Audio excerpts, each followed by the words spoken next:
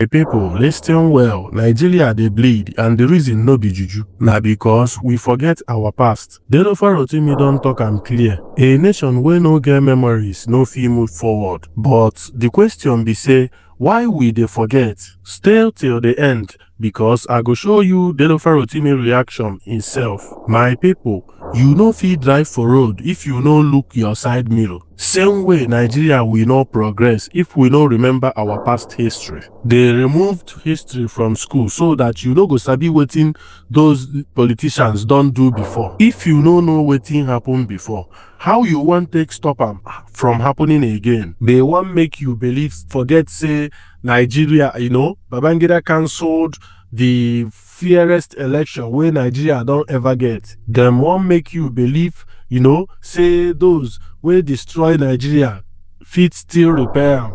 Do you agree with that? The same people wey rule since 1960 still dey power. Them destroy Nigeria, still dey do elder statesman. Instead, make we hold them accountable, we dey celebrate them. You know tire. Farotimi talk am straight. Those them be runners. Them no care about you. If you like suffer from morning till night, no consign them. If you no fight for yourself, who go fight for you? Make I ask you, you sabi the real story of MKO Abiola? You sabi about the truth of what happened during June 12, 1993? Many of una no fit answer because they remove history from school. Why? Because if you no sabi your past, then go fit lie to you anyhow. My people, shine your eyes. No let them deceive you again. Know your history. Tell your pikin, because if we no learn from our past, we go repeat the same mistake. Always remember the wickedness politicians don't do. Stop praising those wey rule Nigeria.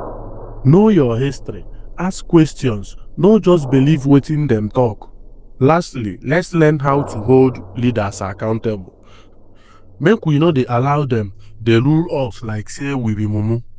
So my people, make I show una clip of Mr. Dele Farotimi reacting to this particular topic. Take a look. Okay.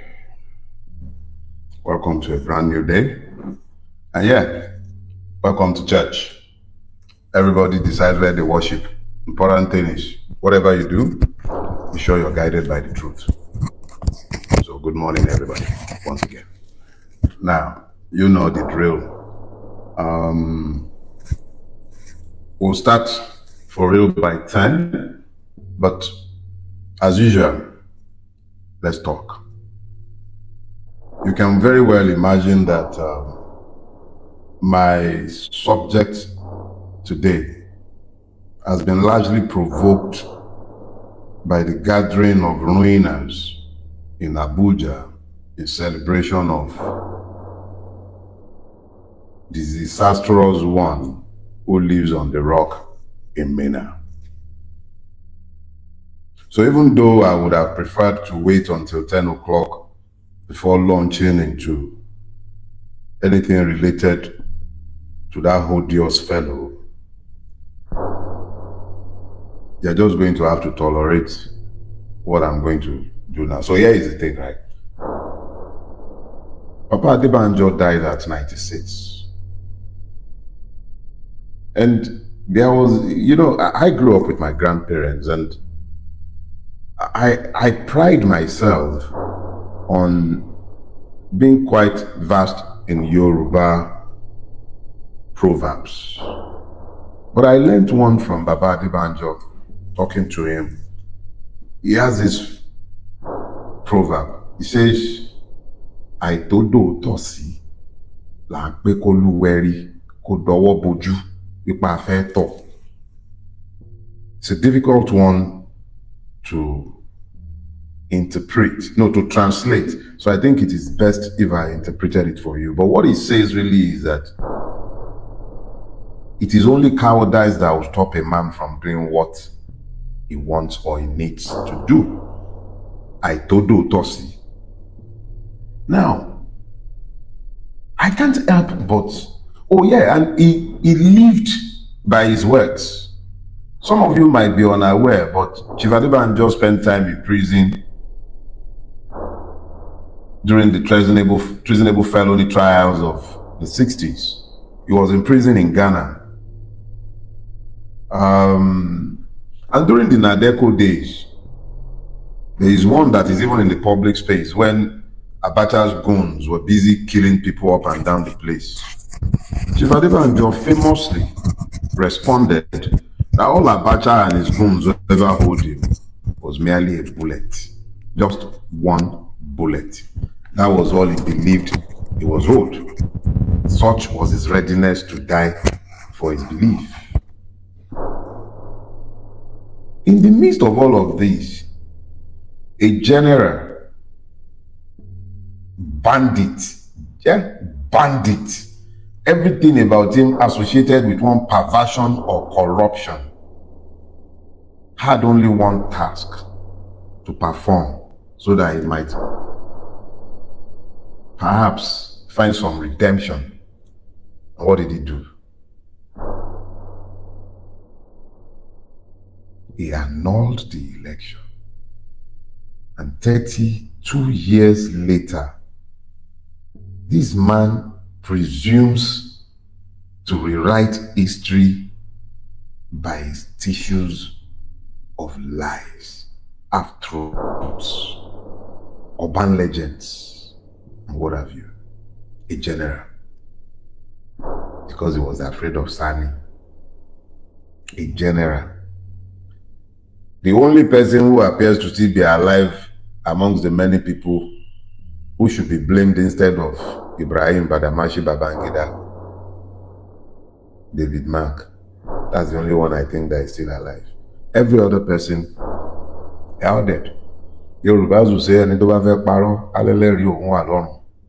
those intent on lying always have dead witnesses. All of Babangida's witnesses are dead. Oh yeah, and I got told a story about that book launch, or is it line launch, or whatever launch. I'm told that even royal heads were busy fighting at the entrance to enter. Because just like everything associated with these ruiners, they couldn't even organize a book launch without stress. I was told of an Oba from Yoruba land. I won't mention names and I won't bother to describe. With his staff and office and crown and everything, they were busy pushing him around because he wanted to enter and the hall was full. I was told of a presidential candidate who was told he had no space in the VIP lounge. And yet, they were all busy jostling over each other to be in a place that merely validates the lies, the evils that have overtaken Nigeria. Who and who responsible for the ruination of Nigeria wasn't sat in that room, and even the wannabes. Don't let me go into that. Some people might, for whatever reason, believe themselves obliged to be there. But as far as I'm concerned, if you had anything of value attached to history and your place therein, you really had no business in that gathering. The road to the elections of 2023 came through 1993. It was history repeating itself 30 years later. And the only reason it stood is because other frauds had stood in the past. IBB started it. Obasanjo reinforced it. There is nothing Bulaba is doing in power today that hadn't been done by those who occupied the seat before him. And each and every one of those who believes that there is some sort of redemption that might be found within the current system merely fools themselves. It is not my job to make you feel good with yourself, but it is my duty to tell you what I believe to be the truth. Am I infallible? Far from it. Made horrible errors, both in my own personal life, my economy. I make errors every day, every last day, like each and every one of you. But when it comes to the subject of this our country, I think it is time we're honest enough with each other to tell ourselves the truth. However long we travel along our current trajectory, in the absence of an urgent reverse from our current trajectory, Nigeria will be destroyed by the lies that it has deified.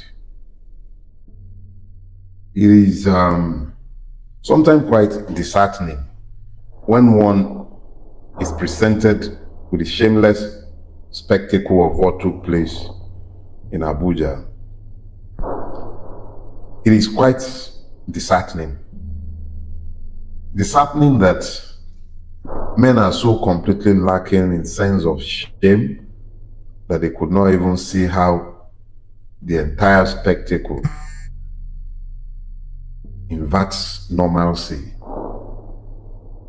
and defines the insanity that has overtaken us. Enough said.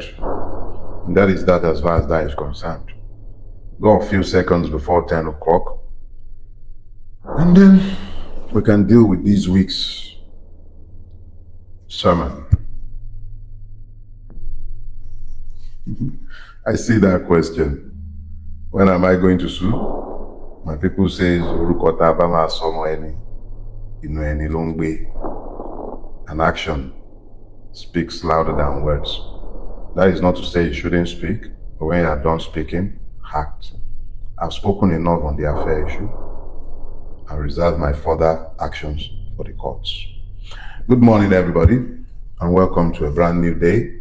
And yes, don't worry, we're working out arrangements to ensure that you collect your tithe and offering when you come to church going forward. Yeah, yes, make no mistake about it. This is church. You could have been in one of your churches, but you have elected to be with me this morning. So please, welcome to church. Now, for those who came earlier, you're already familiar with the provocations that led to today's topic. Now, here is the thing. I hate reactions.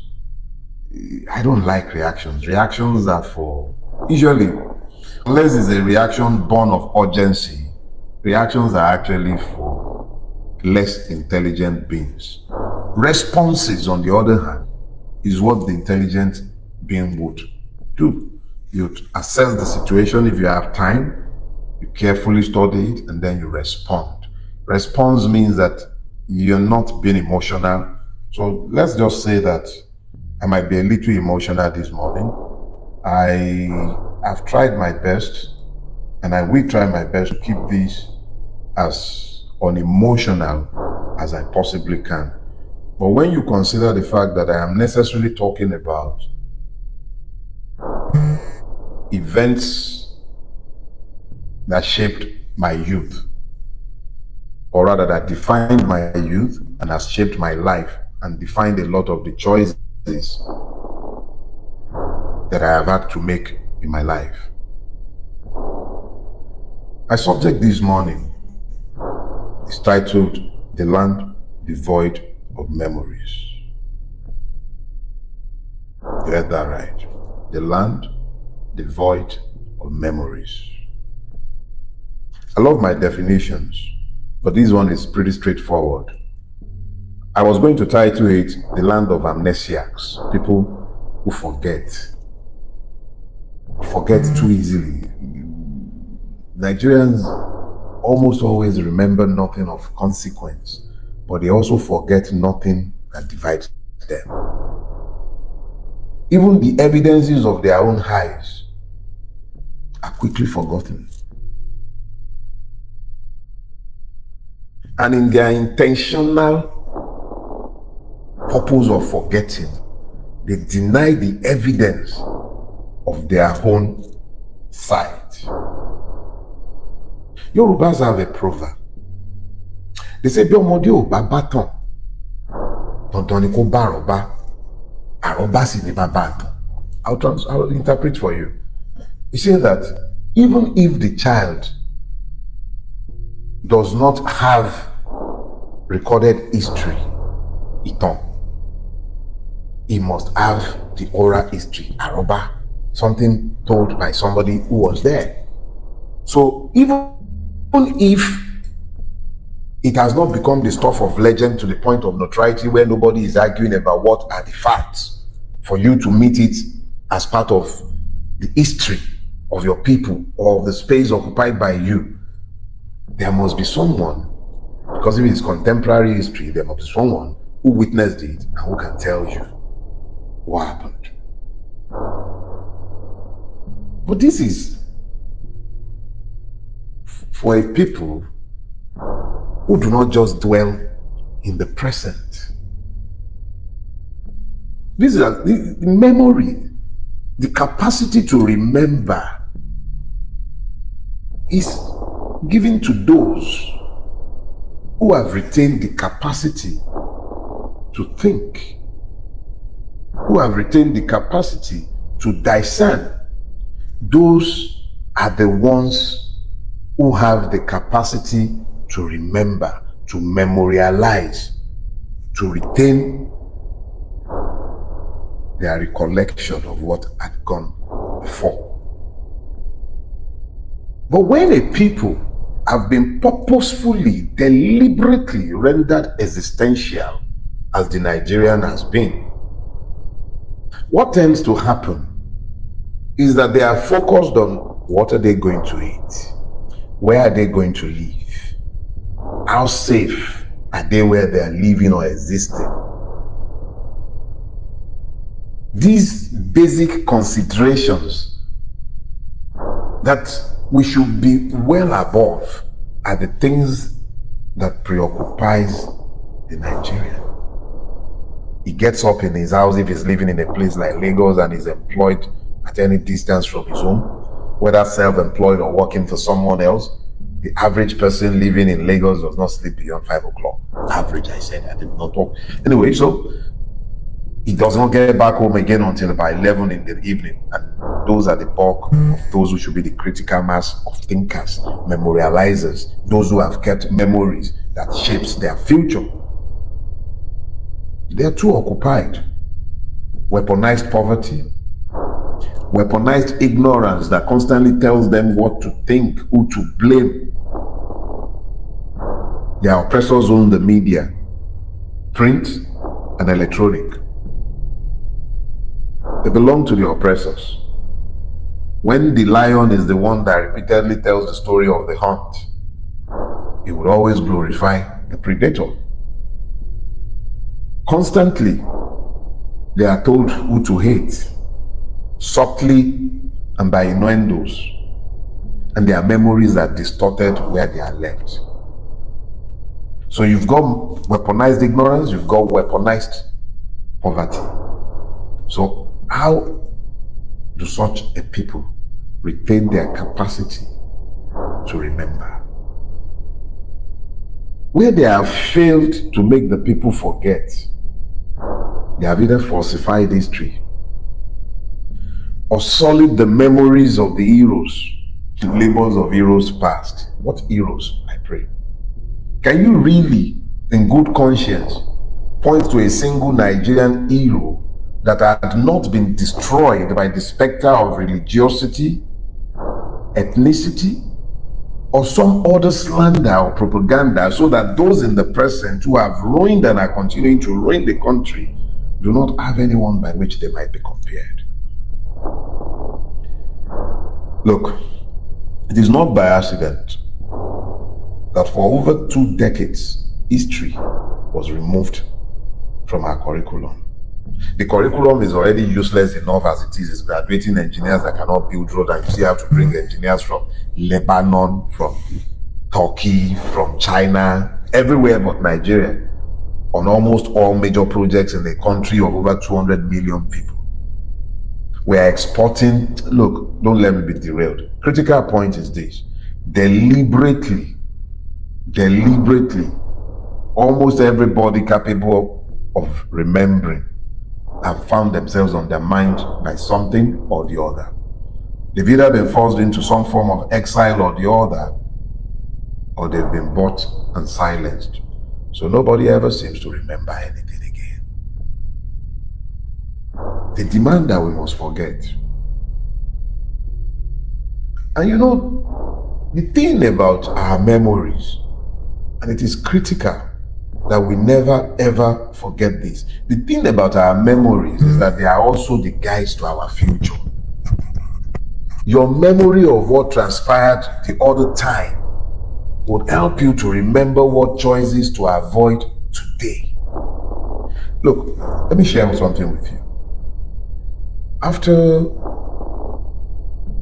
the NSAS protest in 2020, I began to observe a very strange phenomenon on my Facebook feed. Facebook was my introduction to social media.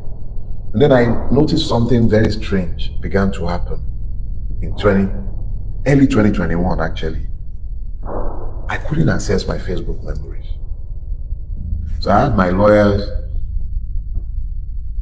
write a letter to Facebook for no reason whatsoever. Every other person could access their own, but I couldn't access my memory. Some people who posted stuff that I had posted years before were able to repost it, but I, the original person who made the post, just couldn't access my memories. I came into the public space around this time and I mentioned it. And then after a while, after like 2-3 years, it stopped. I could access my memories again. And it reminded me of something that had happened, a debate that had taken place between myself and my assistant. I had religiously demanded that my memories on Facebook be reposted on the anniversaries. And the reason is very simple. My reason is that I had found that as long as you have told the truth, memories are consistently repeating what had been said in the past, and it was still speaking to things that were happening in the present that would suggest that nothing had changed. And then I realized very quickly that the truth has prophetic properties, but those are truths found, and those are words that are found on truth. So I now began to realize that one of the reasons my Facebook memory was being attacked, and I say that deliberately, was an attack by Meta and the Nigerian government. It was because my words were beginning to take on the gaps of prophecies. My memories, when repeated, began to seem like prophecies that were given years back, but they were no prophecies. They were simply the truth that I spoke about what I was looking at in the moment. And so, speaking the truth in the moment, building truthful memories, guides a society to sanity. If we, as a society, instead of doing this, now becomes deliberate in our attempt at distortion of memories or deletion of memories so that people do not remember what had gone before, how do they guide themselves into the future? Sometime in this last week, a collection of men and women sat in Abuja, and a decrepit man, lacking in integrity, a man who blighted this country, was launching a book. He was launching a book where he essentially honed up to the crimes that he committed against the Nigerian people and the Nigerian state. A crime that culminated in the ruination of multiple lives, the death and burial of untold numbers in unmarked graves.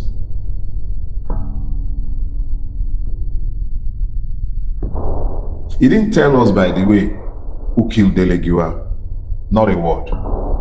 At least I haven't seen any from the excerpts that have been flying around with the book that they are deliberately giving away cheaply because it's a bundle of lies. But sat in that room before talking about those sat in that room, I think it is important that, without intending to scandalize anyone,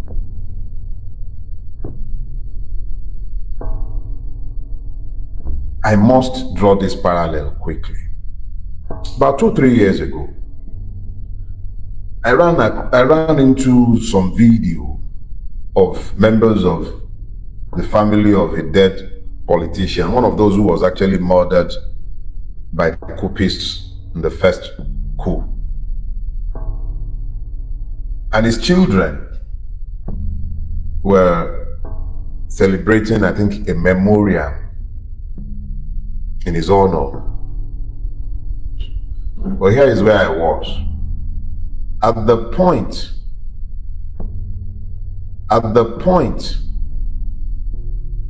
when their father was killed in the first coup, the man was reputed as being the most corrupt of Balewa's ministers. But by the time his children were celebrating his memorial, he was being celebrated as a great nationalist. This is possible in a society that has failed to document its history, or that has resorted to a distortion of history, So those who should be examples of reprobates are being nullified, even as the witnesses of that history have died out. So as a society, when you fail to document history, you concede the right to write whatever they care in their hagiographic exercises. So yeah, Babangida can sit down, probably pay some fat cat ghostwriter, tell his story of disservice to a people and to the memories of multiple persons whom he disrespected with his many lies, half-truths, and urban legends.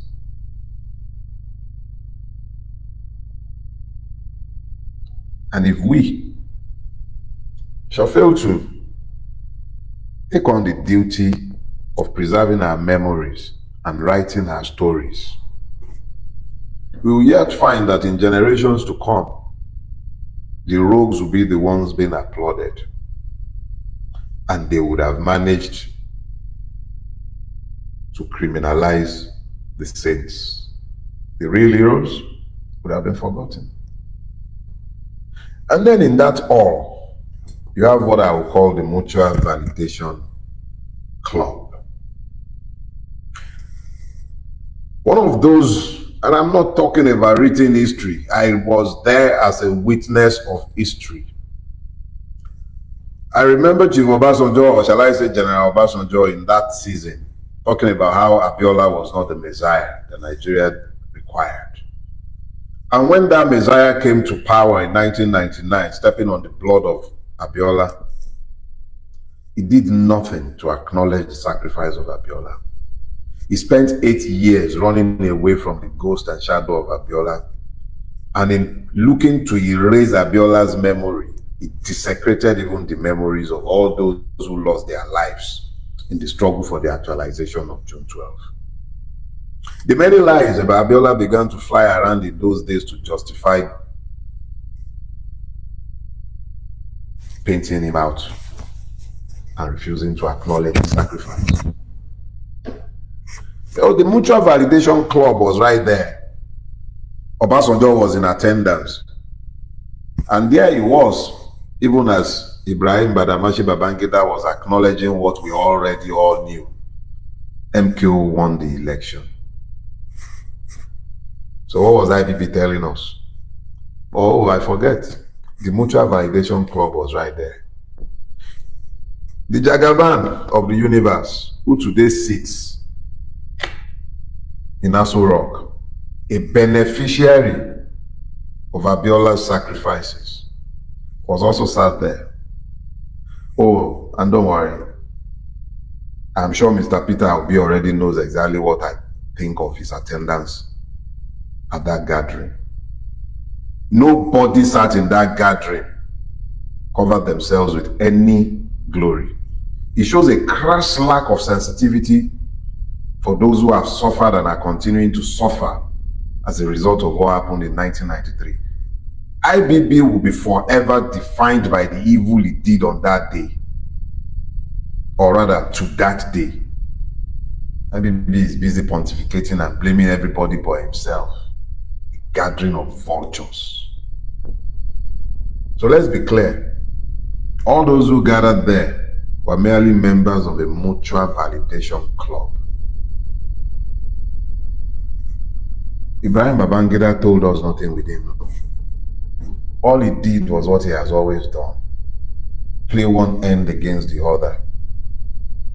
With one mouth, he was talking about how it wasn't an Igbo coup. With the same mouth, he was talking about how Awolowo is not a lover of the Igbo people. What does it matter now? Which one is which? After how many dead? What does it matter? We have a duty to remember. Because in this land, we're becoming a land of amnesiacs. We remember nothing of consequence, but we also forget nothing that will divide. The Igbo this, Yoruba that, Fulani this, Hausa that, Ijaw that. There is always a reason to be divided. There is always a reason to be divided. Or have you seen them divided in their gathering of vultures? You forget too easily. But they never forget how easy it is to confuse you. They always stick with the script. We owe a debt to those who have died, not to forget. We owe a debt to ourselves who are yet alive, not to forget. We're the sum total of our memories, and when we as a collective forget everything of importance, how do we guide ourselves into our future? We owe a debt to those who have died.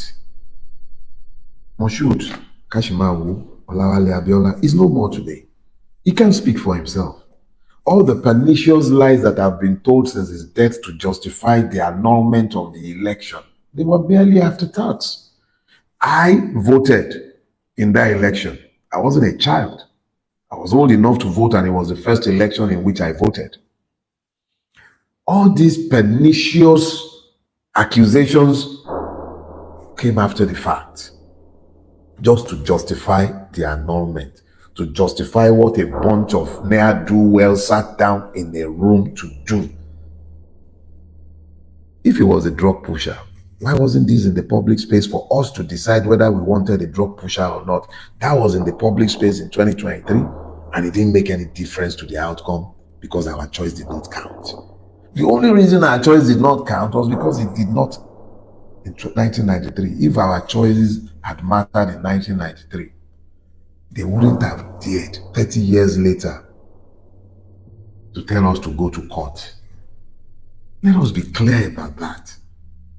We have a duty to the dead to remember. Those who died, whether they were active participants in the protests against Babangida, the subsequent ruination under Abacha, everything that followed from June 12, 1993 till date, all the evils that have overtaken this country are traceable to the many actions of Ibrahim Badamasi Babangida before June 12, crystallized on June 12. The ultimate expression of citizenship is the right to choose who leads you. That is the ultimate expression of citizenship. In the absence of the right to choose your leaders, you are not citizens, you are subjects. I expressed my right as a citizen to vote on the 12th of June, 1993. That right was taken away from me by a group of thieves led by Ibrahim Badamasi Babangida, ably explained away by General Obasanjo, originally resisted by the likes of Bulaba, who are today beneficiaries of that evil, but have all forgotten and are today more repressive than what we all fought at that time. Please, you have a duty to remember. We cannot be the land devoid of memories because your memories guide your future. In the absence of memories of where you have been, how do you remember where you are going? Yorùbá will say, "Tọ́mọdé bá ṣubú, àwòwájú, bàgbàlagbà bá ṣubú, ẹ̀yìn ló ń wò." If the youth stumbles, he looks forward. When the elder stumbles, he looks back. The only reason he's looking back is because he wants to know exactly what is it that he just tripped over, given the fact that he's been around the block many times. He should know better. His memory guides him to demand to know why. What is guiding us to demand to know why? Do you really believe that 2023 would have happened if 1993 had not happened? When are you going to make this critical connect? IBB can never repay the debt he owes. Only God will demand recompense of him, because obviously those who have come after him have been even more worse than him. So, make no mistake about it. IBB told no truths that were hitherto unknown.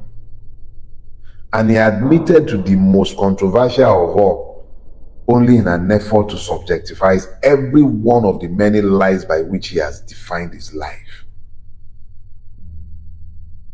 So move on. If you're looking for truth, stop doubting your own memories. Look for truthful accounts of history. Look for those who will tell you the truth. Do not be the land devoid of memories. But be careful where you read your history.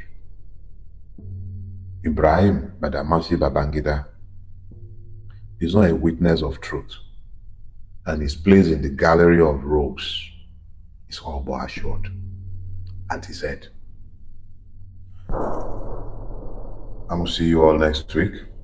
And when you're coming to church next week, come with your tithes and your offering. And before I go, it is critical for all of us to remember this.